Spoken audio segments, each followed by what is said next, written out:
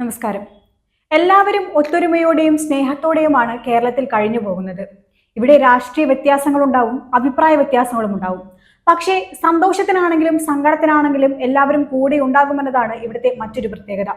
2018 പ്രളയം മുതൽ നമ്മൾ അത് കണ്ടുവന്നതാണ്. ഇപ്പോൾ വയനാട്ടിലും നമ്മൾ കണ്ടുകൊണ്ടിരിക്കുന്നതും അത് തന്നെയാണ്. ഇവിടെ രാഷ്ട്രീയമില്ല, ജാതിയോ മതമോ ഇല്ല, മനുഷ്യനെന്ന ചിന്ത മാത്രമേ ഉള്ളൂ.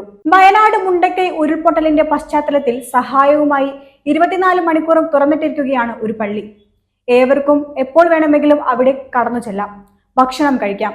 അവിടെ കടന്നു വരുന്നവർക്ക് മുന്നിൽ ഒരു ചോദ്യം മാത്രമാണ് ഉന്നയിക്കുന്നത്: നിങ്ങൾ ഭക്ഷണം കഴിച്ചോ?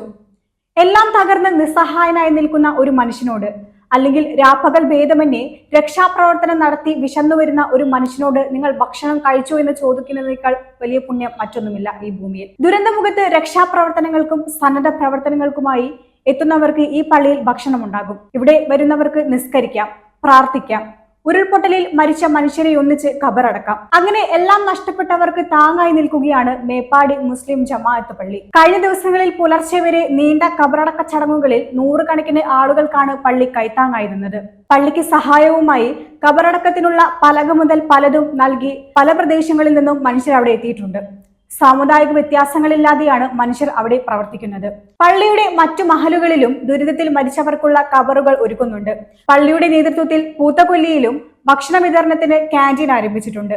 കടകൾ അടച്ചും ജോലിക്ക് പോകാതെയും ഒട്ടേറെ പേരാണ് ഈ സേവന പ്രവർത്തനത്തിൽ ഏർപ്പെട്ടിരിക്കുന്നത്.